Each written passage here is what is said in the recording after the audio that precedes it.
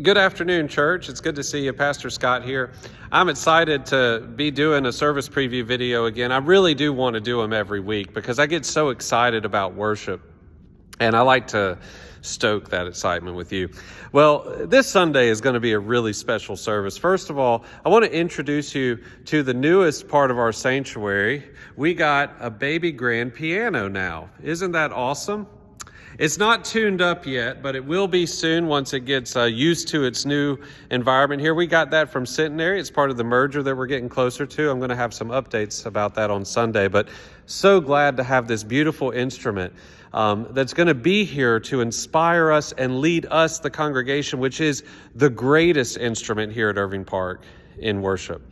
It's also the third Sunday of the month, so we're going to be having, I'm trying to show it to you, our Hunger Pot this week, where we make donations that go to Greensboro Urban Ministries. You're always so faithful to support the Hunger Pot.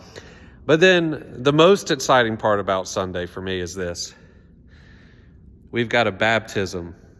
We're going to be baptizing Virginia Elizabeth Cook Walters, better known to many of us as Gigi. We're so excited about that, to celebrate that with her parents. And we're all going to be remembering our baptism. This is what we were going to be doing last Sunday before the snow came, so we're picking it up this week. I love to remember our baptism. I can actually remember my baptism. I'll tell you a little bit about that story on Sunday. A lot of people can't remember their baptism, probably because they were baptized when they were infants. So what does it mean to them to remember their baptism? Well, we're going to be talking about that on Sunday. We're going to be talking about what it means to remember God's grace in your life, a grace that was given to you before you even knew how to say your own name. But we're also going to be talking about how that grace calls us to a certain way of living. You know, we're going to be looking at the Gospel of Luke, and when Luke tells the story of how Jesus was baptized, he talks about how John the Baptist was down at the River Jordan, and people came up to John the Baptist and said, what is it that we can do to be baptized? What should we do? You know, we always talk about what God does in baptism, but the people were asking John the Baptist, what should we do? And John the Baptist said, well, if you've got two coats, you need to give one away to someone who doesn't have any. Or if you're a tax collector, you need to stop extorting the people and just take the amount of money that's fair, that's required. What John the Baptist is really saying is the baptism is not just about what God does for you. It's about the kind of life that God calls you forth to. A life that is lived out in justice and mercy and peace.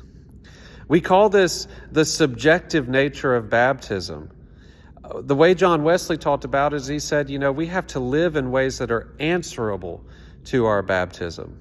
And the way we're going to say it on Sunday is we have to live in a way that always is remembering our baptism. The way we live with each other, the way we live in this world, we should live in ways that are always pointing back to that initial grace that God has sent to us and that calls us forth to live into a life of justice and peace and mercy. That's the power of baptism. When a community of faith practices their baptism like that, then even if you were baptized when you were a baby like Gigi, you can always remember your baptism. I look forward to seeing you here at the corner of Cone and Lafayette. Till then, God bless you and peace.